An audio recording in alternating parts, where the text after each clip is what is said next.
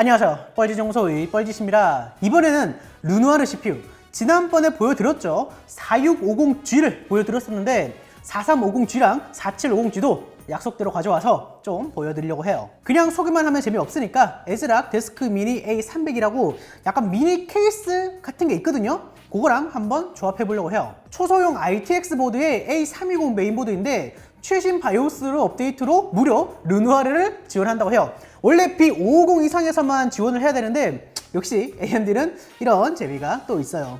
근데 주의하실 점이 이게 최신 바이오스에서만 가능하기 때문에 아마 지금 유통되고 있는 제품들은 바이오스 업데이트가 안 되어 있을 거예요. 그래서 3200G 같은 이제 9세대 CPU를 저는 잠깐 꽂아가지고 최신 베타 바이오스 업데이트를 했으니까 참고하세요. 자, 그럼 박스를 살펴보면 원래 얘가 그 3200G나 3400G 그 정도 타겟으로 나온 거기 때문에 여기 라이젠 3000 데스크탑 레디라고 적혀 있고요.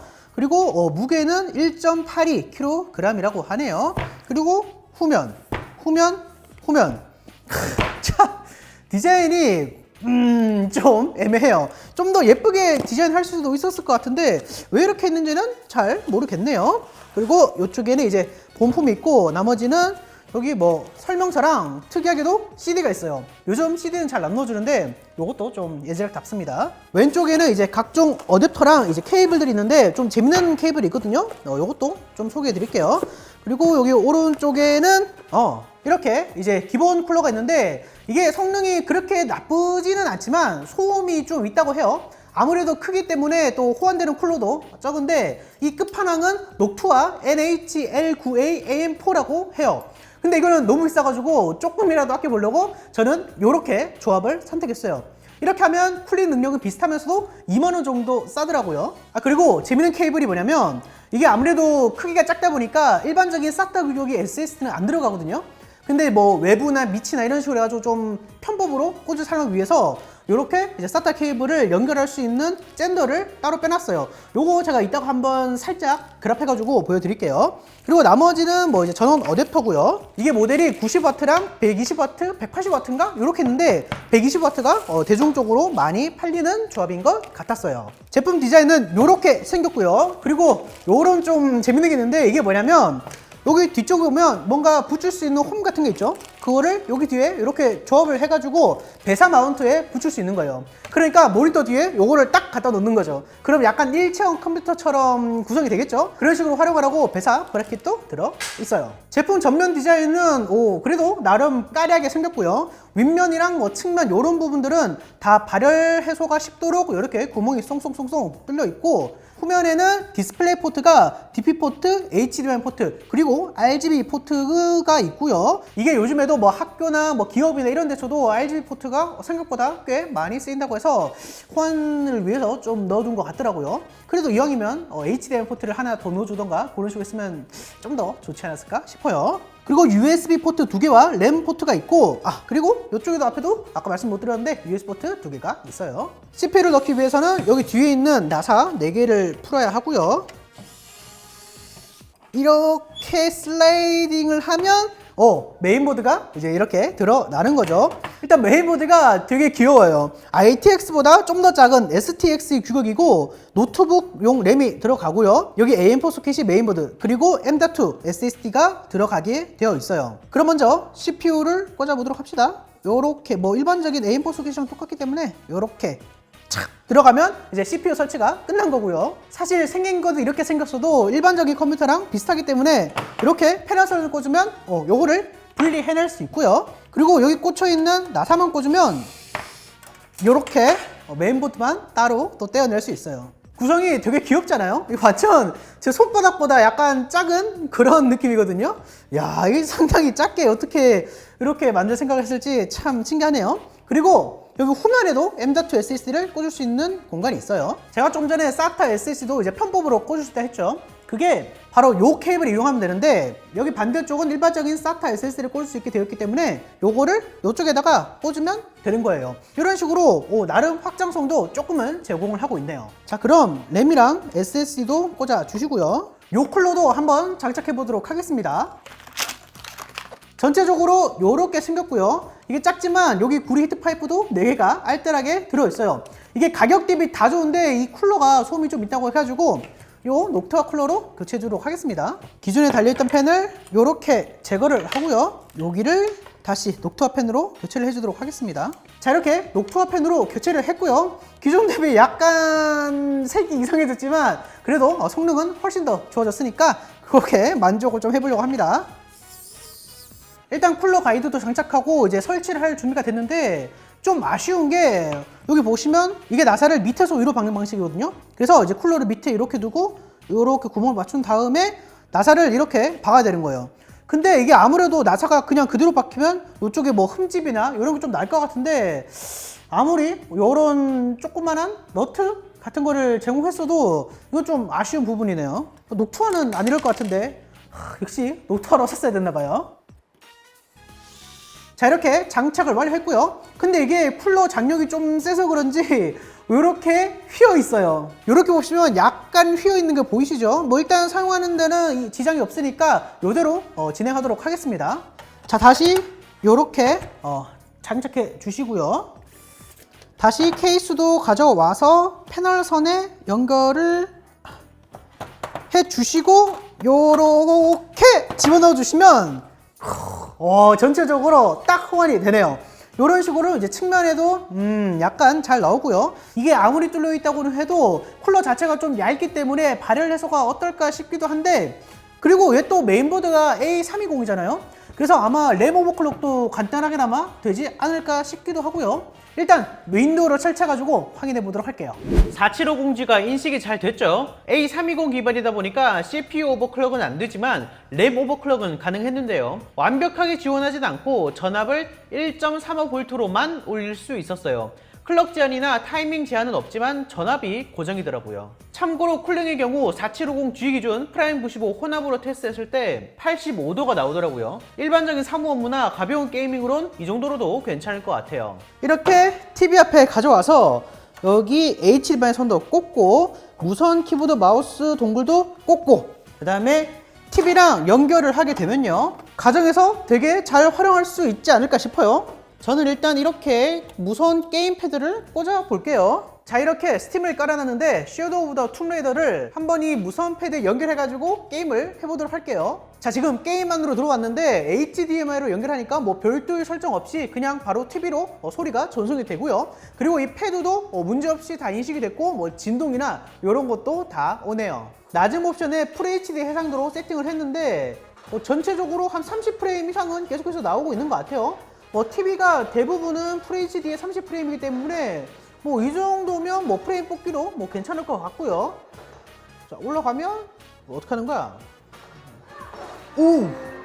이야, CO2는 항상 벤치마크만 돌려봤지 실제 해본 적은 없는데, 야, CO2이 저는 개인적으로 요걸 좀 많이 먹은 시리즈로 하는데 일단 지금까지 조작성이나 스케일이나 이런 거는 괜찮은데요?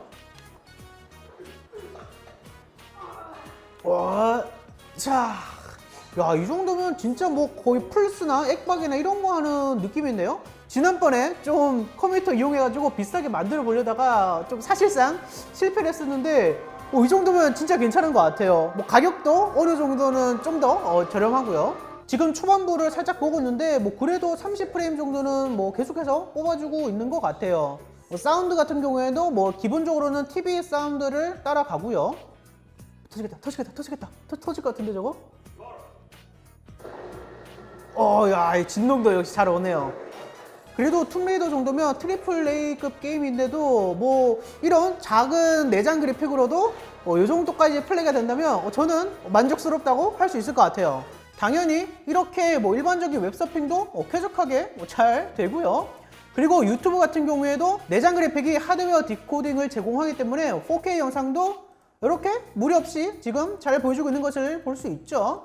그래서 이런 좀 예쁜 영상 같은 거 약간 TV에 틀어놓고 싶으면 이렇게 4K로 설정을 해서 해두면 4K TV에서도 좀 아름다운 영상들을 좀 감상할 수 있을 것 같아요. 자, 그럼 CPU의 절대적인 성능도 한번 알아보죠. 내장 그래픽이 집중되어 있는 특성상 사무용이나 가정용으로 많이 쓰실 텐데 요즘 사무 업무도 되게 고사양이 필요한 거 아시죠? 엑셀 파일 이런 게 무겁기도 하지만 정말 쓸데없는 프로그램들이 많이 깔려 있기도 하고요. 뭐 그런 측면에서 8코어면 쾌적할 것 같고, 직접 해봤는데 포토샵도 무리 없이 무난하게 가능하더라고요. 영상 편집도 FHD 영상은 원활하게 편집이 가능했고요. 4K 영상도 내장 그래픽이라서 하드웨어 가속이 좀 아쉽지만 편집이 가능했어요. 그럼 내장 그래픽이 없는 같은 8코어 CPU인 라이젠 3 3700X랑은 어떨지 궁금하시죠? 작업 프로그램들을 비교해봤어요. 먼저 시네벤치 R20인데요. 4750G는 4775점, 3700X는 4680점이 나왔어요. 4750G가 오히려 소폭 더 높게 나왔습니다. 다음은 블렌더인데요. 3700X는 120초, 4750G는 127초가 걸려서 3700X가 미세하게 더 빨랐어요. 다음은 H264 영상 인코딩인데 4750G는 1분 16초, 3700X는 1분 18초가 걸려서 거의 동일한 속도를 보여줬어요. 4750G와 3700X는 작업 영역에서는 그냥 같은 성능이라고 봐도 될 정도인데요. 그럼 게임에서는 어떤 모습을 보여줄까요? 국민 램 오버클럭 수준인 3600MHz CL18로 설정을 했고요.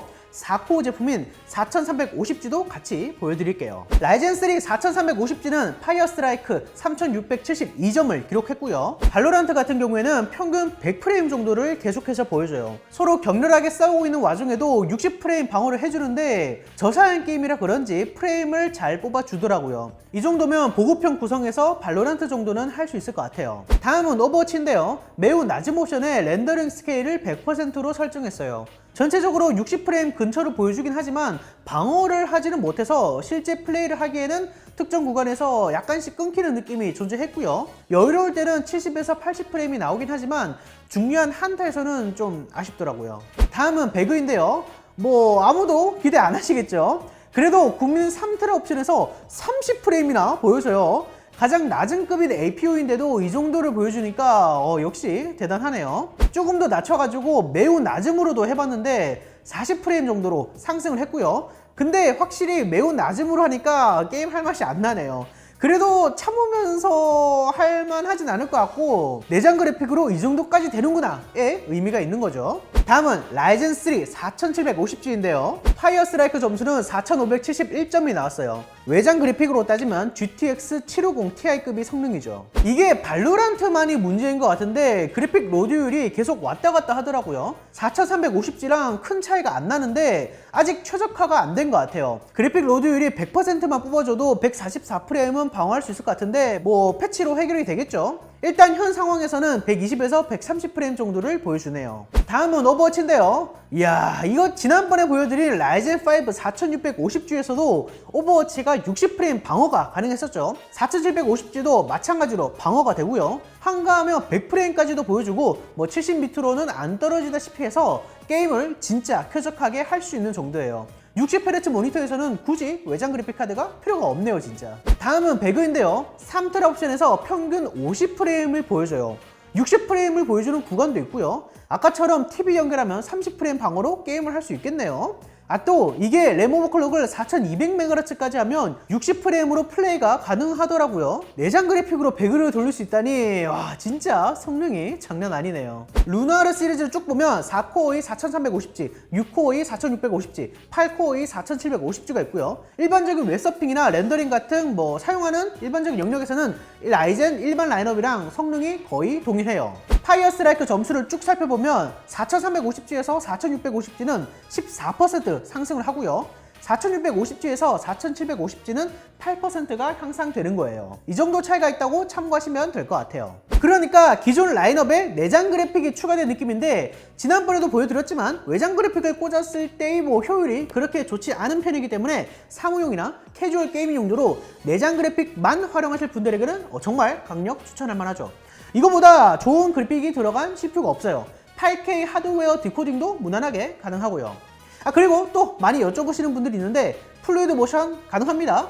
드라이버에서는 표시가 안 되는데 외부 프로그램으로 강제 활성화가 가능해요. 이게 OEM 전용으로만 나온다고 해가지고 말이 많았었는데 어차피 대부분의 분들은 조립 업체에다가 이제 본체를 다 일을 하시고 또 좀 찾아보니까 지방에서도 인증받은 업체들한테서는 구매가 가능하더라고요. 골목 상권을 보호하는 취지라고 하는데 어쨌든 이제 일반 유저가 느끼기에는 OEM이라고 해서 크게 다른 거는 못 느끼겠더라고요. 근데 이게 왜 그런가 했더니 생산량이 딸린다고 하더라고요. 델이나 HP 같은 글로벌 완본체 기업에서 물량을 어마어마하게 이상하게 떼가서 뭐 그랬다는 썰이 있어요. 지난 영상에서 램 오버클럭을 높게 하니까 내장 그래픽 성능이 무려 50%가 향상이 됐잖아요. 근데 DDR5는 시작이 4800MHz, 추후에는 6400MHz까지 확장이 돼요. 유저가 수동 오버클럭을 하면 8000MHz 뭐 이런 클럭을 볼 수 있다는 건데, 이 클럭이랑 이 AMD APU가 만나게 된다면 앞으로가 좀 더 기대되는 부분이에요. 그리고 DDR5 플랫폼은 뭐 2021년에서 2022년에 등장하게 될 겁니다. 요거 참고하시고요. 뭐 궁금한 점 있으면 댓글 남겨주세요. 시청해주셔서 감사하고요. 그러면 다시 봅시다.